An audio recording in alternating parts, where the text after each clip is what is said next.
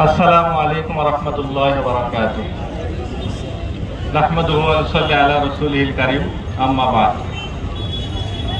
ইসলামী আন্দোলন বাংলাদেশ কাফরুল থানা শাখা কর্তৃক আয়োজিত আজকের এই গণসমাবেশ, 5 আগস্ট পরবর্তী আজকের এই গণসমাবেশে উপস্থিত আজকে অনুষ্ঠানের সম্মানিত সভাপতি, উপস্থিত আজকে অনুষ্ঠানের প্রধান অতিথি, বিশেষ অতিথি, প্রধান বক্তা সহ সামনে আগত আমার দিন দরদি ভাইয়েরা, ইসলামী আন্দোলন বাংলাদেশ গত জুলাই আগস্টের যে বিপ্লব, এই বিপ্লবের কতটুকু অবদান রেখেছে আপনারা সকলেই জানেন, সকলে অবগত। কারণ এখানে যারা বসে আছেন আমার মনে হয় না কেউ ঘরে ছিলেন, কিন্তু ঘরে ছিলেন। আমরা সবাই এই দেশকে স্বৈরাচার মুক্ত করার জন্য রাজপথে ছিলাম কিনা?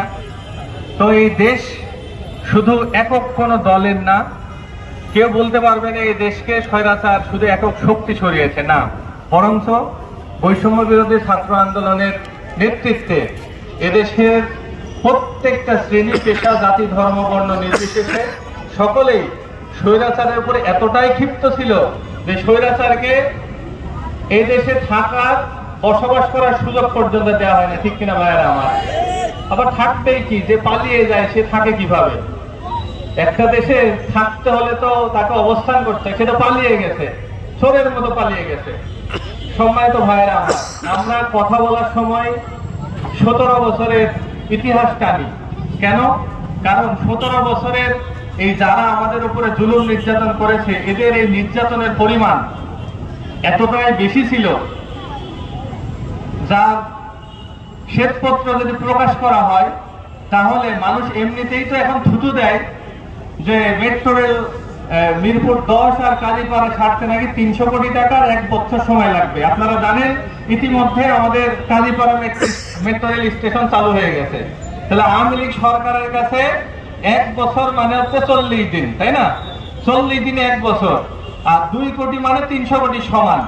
কথা বুঝতে পারছেন? তাহলে 298 কোটি টাকা আওয়ামী লীগ মারবে কয় কোটি টাকার মধ্যে? 300 কোটি টাকার মধ্যে। এই ছিল আওয়ামী লীগের উন্নতি। যা দেখি, যা হওয়ার কথা ছিল, মনে করেন তার 100 ভাগের 1 ভাগ বাংলাদেশের মানুষ পাইছে, আর বাকিটাকে দেশ থেকে চুরি করে নিয়ে বেগম পাড়ায় সবাই বাড়ি করছে। ঠিক কিনা ভাইয়েরা আমার? 17 বছরের ইতিহাস শুধু নয়, এই বাংলাদেশের স্বাধীনতা পরবর্তী যারাই ক্ষমতায় ছিল এবং ক্ষমতায় যাওয়ার জন্য যারা নিজেরা দালালি করেছে, ক্ষমতায় যাওয়ার জন্য যারা ফিরি হিসাবে ক্ষমতা ভাগাভাগি করে খেয়েছে, এই সবার বিরুদ্ধে আজকে অবস্থান নেওয়ার সময় আমাদের চলে এসেছে। ঠিক কিনা? কারণ কি? কারণ হলো, দেখেন 5 আগস্ট আমরা জীবন দিলাম, আমার ভাইরা চোখের সামনে জীবন দিয়ে দিল। আমাদের রূপনগরের এক ভাই শ্রমিক আন্দোলনের অ্যাসিস্ট্যান্ট সেক্রেটারি ছিল, সে 5 তারিখ স্বাধীনতার পরেও মিরপুর থানার সামনে পুলিশের গুলিতে দিনের আলোয় সে শহীদ হলো।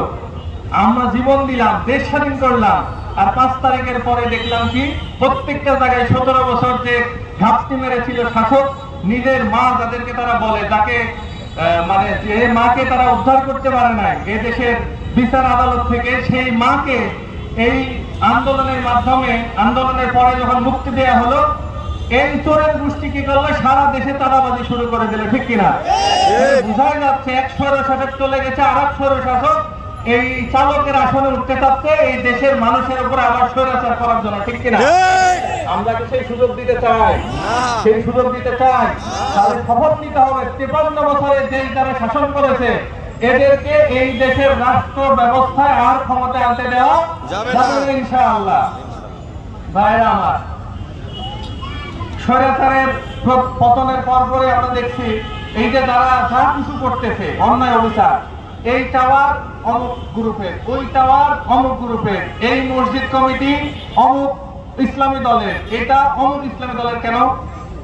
মসজিদ কমিটিতে সভাপতি হবে 5 ওয়াক্ত নামাজ যে মসজিদে পড়ে সে, কোন রাজনৈতিক বিবেচনায় সভাপতি হওয়ার অর্থাৎ মসজিদ কমিটিতে থাকতে দেওয়া যাবে না। এই হল আমার দেশের পরিস্থিতি। দেশের ছাত্রদের এবং সাধারণ জনগণের লাশের উপর দাঁড়িয়ে আজকে যারা 53 বছর ক্ষমতার স্বাদ পাইছে, মানে এই যে ঢাকা শহরের সিটি কর্পোরেশনের ময়লা দেখেন না, আবর্জনা, এই আবর্জনার ভাগও তো 53 বছরের শাসকরা খাইছে। ঠিক কিনা? এই ময়লা খাওয়ার থেকে তাদের জিহ্বাকে নিয়ন্ত্রণ তারা এখনো করতে পারে নাই। তো আমাদের এখন সময় এসেছে এটা জিব্বা কেটে দেওয়া। কিভাবে কাটতে হবে? এই কাটতে হলে পিয়ার পদ্ধতিতে নির্বাচনের মাধ্যমে সংসদকে কার্যকর করতে হবে। আর সংসদকে কার্যকর করতে হলে পিয়ার পদ্ধতির কোনো বিকল্প নাই।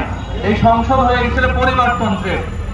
পরিবার একজনের স্বামীর পরিবার আর একজনের বাপের পরিবার। যেভাবে দেশ চালাতো সেভাবে দেশ চলতো, দেশের মানুষ চলতে বাধ্য হতো। আমরা সেই পরিস্থিতির অবসান চাই কিনা? আল্লাহ পাক রব্বুল আলামিন আমাদের সবাইকে বুঝে এই 53 বছরের শাসকের বিরুদ্ধে একটা অবস্থান নিয়ে আমাদের ঐক্যবদ্ধ তৌফিক দান করেন। আসসালামু আলাইকুম ওয়া রাহমাতুল্লাহ। আমাদের প্রধান অতিথি অধ্যক্ষ হাফেজ মাওলানা ইউনূস আহমেদ সহ সকলে ইনশাআল্লাহ চলে আসছে। আসরের দ্বিতীয়টা হলো মোহাম্মদিয়া মসজিদে, আমাদের ইস্যুদের পিছিয়ে মোহাম্মদিয়া